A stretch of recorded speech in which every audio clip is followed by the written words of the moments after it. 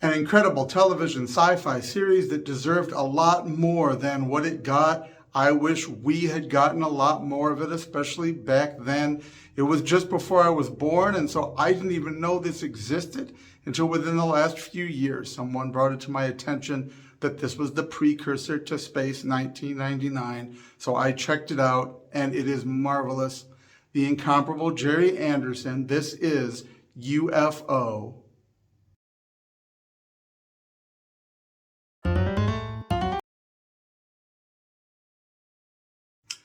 Within the universe of the show, they sometimes say UFO, but some of the characters say UFO, which is the first time I'd ever heard it abbreviated like that. And then it leaves one to wonder, what is the actual title of the show? Should I be saying UFO or should I be abbreviating it UFO?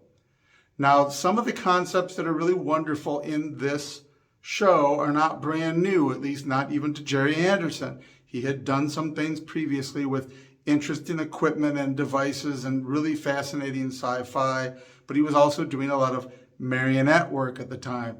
For a live action show, we get this incredible diversity of equipment and this brilliant science fiction universe constructed around this whole setup and organization that there's really nothing quite like it. So UFOs begin arriving on Earth. In this version of the story, the aliens are up to no good. And at the beginning, though we know they're hostile, we're not clear on all their intentions. So created is the organization Shadow, Supreme Headquarters Alien Defense Organization. They have SID, a space intruder detection. There's a satellite in space that monitors for incoming extraterrestrial craft. All this is super top secret, of course. There's a moon base, and there are interceptors on the moon. There are mobile units, large motorized vehicles with tank tread type apparatus to move them around.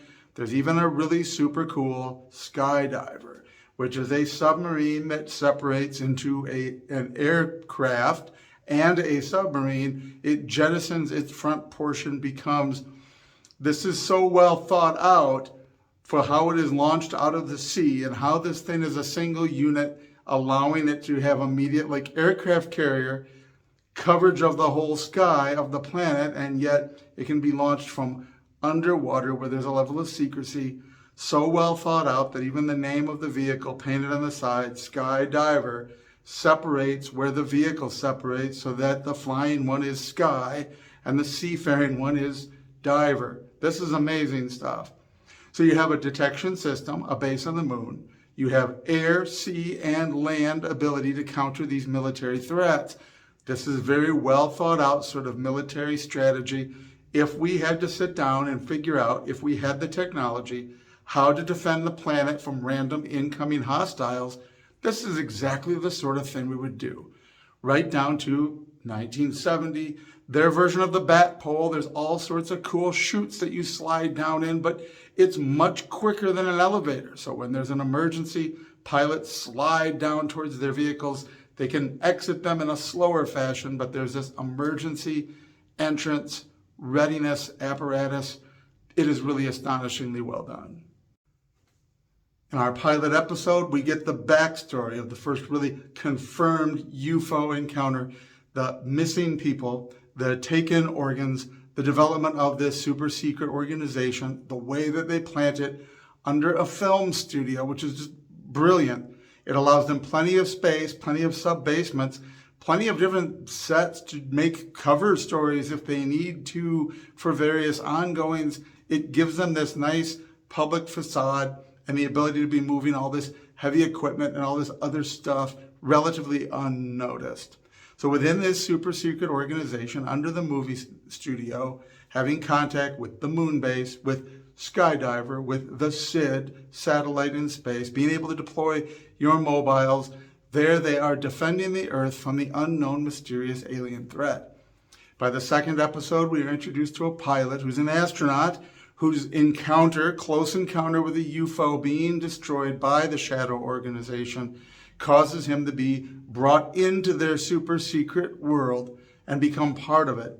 And so we get to see how the apparatus work around his being brought into it, the need for secrecy, the recruiting now of a more of a action hero sort of figure that will be your pilot in the series.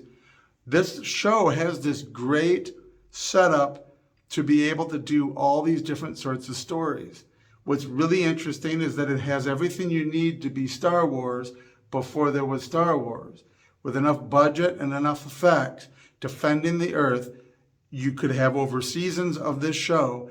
The truth comes out. Everybody becomes aware of the alien threat. Our technology continues to develop. This is set in the far future of 1980, by the way, with all the cool late 70s outfits projected in their imagination, and it's really kind of neat.